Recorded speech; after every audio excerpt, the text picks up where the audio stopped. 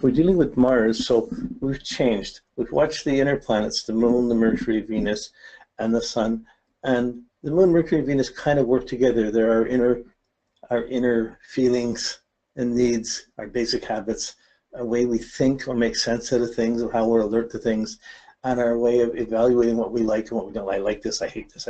So those voices are the Moon, Mercury, Venus, and they hold together. And depending on how those hold together and how positively or negatively we're working with them, and we're going to gain experiences, positive and negative, on all of them in different ways over as our life goes on, but they accumulate and we begin to be aware of these functionings. And to the degree we're able to function them, we might be able to find our sun, our confidence, our purpose in life, which is the sun. And the sun really, when we're working with the chart, the sun is our ego.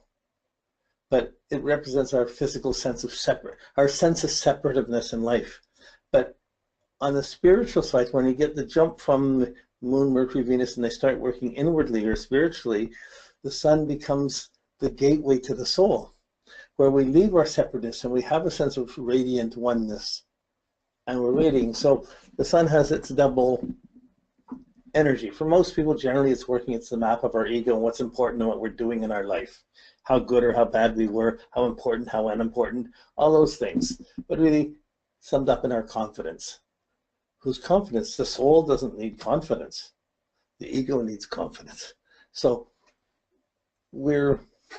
it's how we personally navigate through our personal world, coming out of our family, our home, our habits, our eating, our nutrition, our thinking, our evaluating what we like, what we don't, what we've gotten, what we haven't gotten, and we build up a kind of confidence or ego based on those things. So from there, when we get to Mars, we start, up till now, we've looked at just trying to find our confidence. It isn't about anything out in the world at all. And Mars is the first planet about how we put our energy out in our life, out in life, how we make things happen, how we force things, how we make things happen, how we gain experience, and what kinds of experience, and the style in which we do it, and the manner in which we do it. So Mars, Jupiter, and Saturn have a special relationship to each other. Mars is your experiences, Jupiter is your wisdom or lack of wisdom or ignorance that you gain from those experiences or lost from those experiences, and Saturn is what you've accomplished and what you've actually accomplished, and what in a way it's like your karma is what you accomplished. So out in the world, so Mars, Jupiter, and Saturn hold together in the outer world as Mercury, Venus, and the Moon hold together inwardly, and they both are the inside and the outside of the sun. Most people live just in their moon. They live in their past. They live in their memories. It's very difficult to get out of the family and the cultural and the traditions feelings and start to be and the way that the family and culture and the past thinks and what their past and the family values are. Those are really strongly entrenched. So most people live in their moon, and their mind is set by the family, and their values are set by the family, and then their confidence comes according to the family. So really the sun becomes just an extension of the moon. But when you're trying to look at the process of individuation, of becoming yourself, we have our moon and our past and our habits. We want to grow out of them. We want to go beyond them. We develop our intelligence, to our perceptions, and our alertness to the world around us. And then from that perceptiveness, we make choices of what we like or don't like, and we can change. And how do we change it? How do we get something we want? How do we get rid of something we don't want? How do we change? And what comes out of it, and our confidence builds up from that, and we can find our own purpose in life, not necessarily just what the family expects of us. So sometimes the negative Mercury and Venus comes from not fitting into the family, or having difficult relationships with the family in past, and having the negative thoughts and values. And then one has to make a strong effort to turn the whole thing around, to live differently, and to find one's confidence. So these are kind of foundational concerns for psychology, psychotherapy, for spiritual development, for the yoga of staying in touch with your heart. Again, for your sun.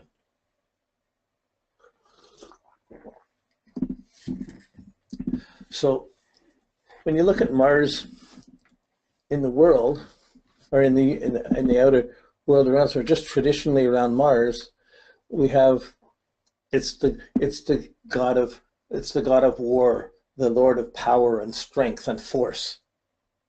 So that's generally how energy has it. It's the force with you. Can you make things happen? That's generally how Mars is interpreted. And as you make things happen, you get strength, courage, power, but you can also get cowardice, you also get weakness, you can also get failures, you can also run into adversity, you run into anger, you can get accidents. Mars can spin off to a lot of things. When your energy is blocked, well, that's when you really meet someone. When somebody's energy is blocked and you're not getting what you want, Venus, which is really the emotional deciding factor, is always trying to seduce the mind to convince us to do what Venus wants. And Venus includes envy, vanity, lust. So very often our Mars is directed and guided by lust, by envy, by jealousy. Hell hath no fury like a woman scorned, or like a person scorned, but the anger, the jealousy, the rage, these are cuts, burns, bruises, fevers, hot things, accidents. These are all negative Mars things. They happen when your Mars isn't working properly, when you've got angry, when you've used your energy incorrectly and you've run across a block and you get angry and it blows up into an anger, into impatience, into an accident, into a burn, a fever, anything like this, an argument.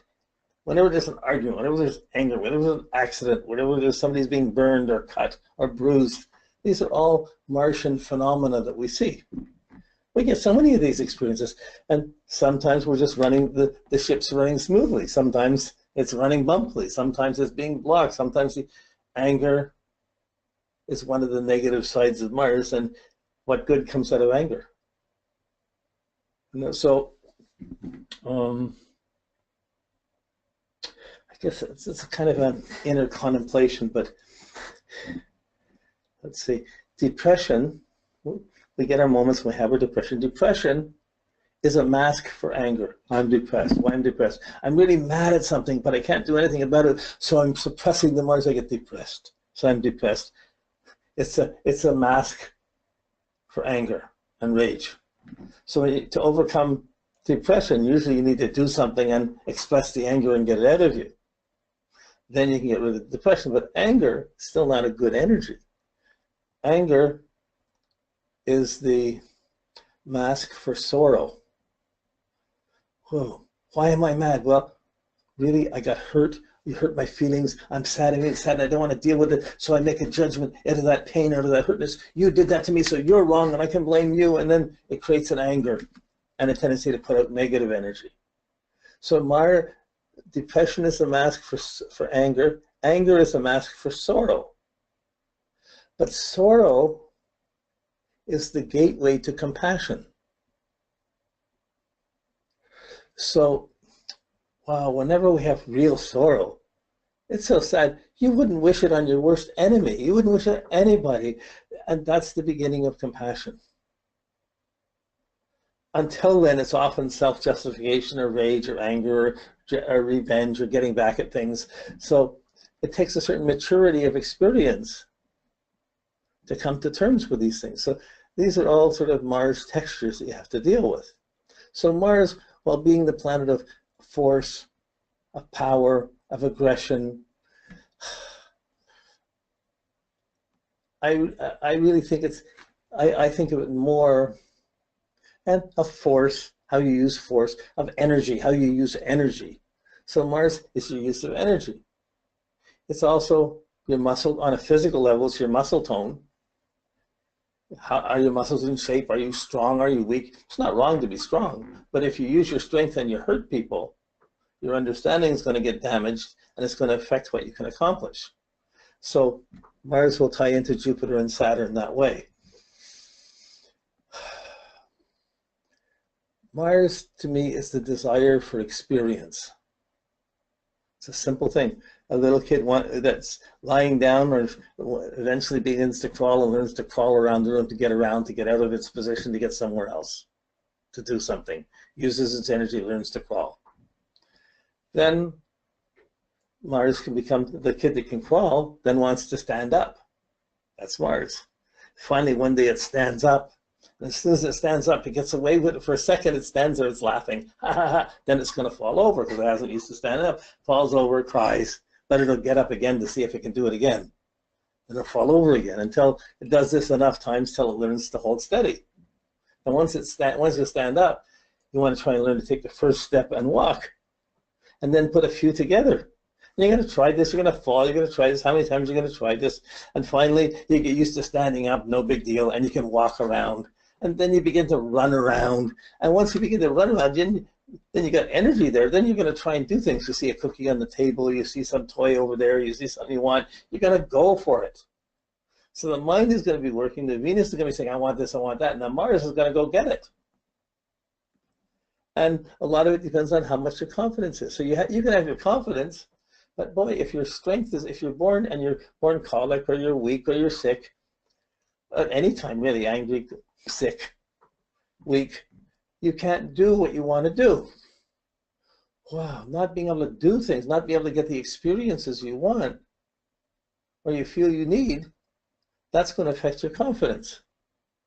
So the illness, which comes from the moon, affects our mind, affects our emotions, but really we see it in impaired activity.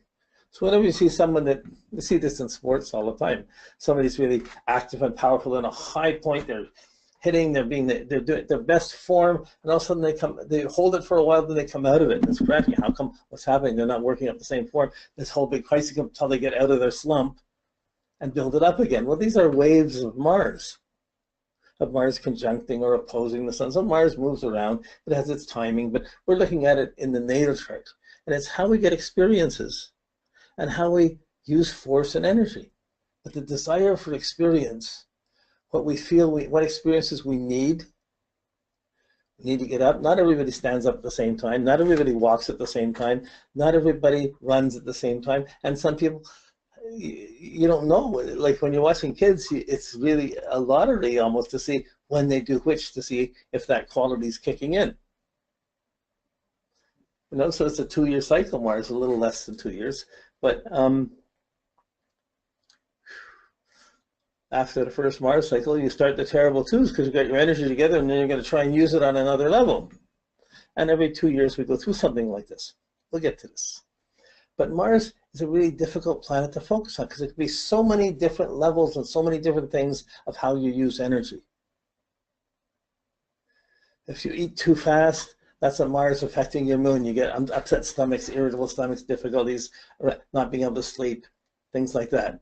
If the Mars is hitting your Mercury, or Mars is affecting your Mercury, I mean, it's always affecting each other. When it's stressful, when it's negative, you get irritable, angry, sharp, cutting. It can make you intelligent. It can also make it argumentative. And that can cause its own type of problems. That can cause driving problems, accident problems. So the Mars hitting the Venus can make you desire something too much and go for things you want, even if it's good for you or not good for you. Like the next door neighbor's husband or wife, or just there's some things not worth going for. When you're a young kid, you usually keep the Coke out of the house or the pop out of the house, so they're not, you give pop to a kid, you get the sugar to a kid, they're going to explode, and you can't control them. Wow, there's a Mars problem. So usually our Mars is controlled by disciplines, Saturn, or by restraint, Saturn. And how well we understand this process or the value of it determines how successful we can be out in the world.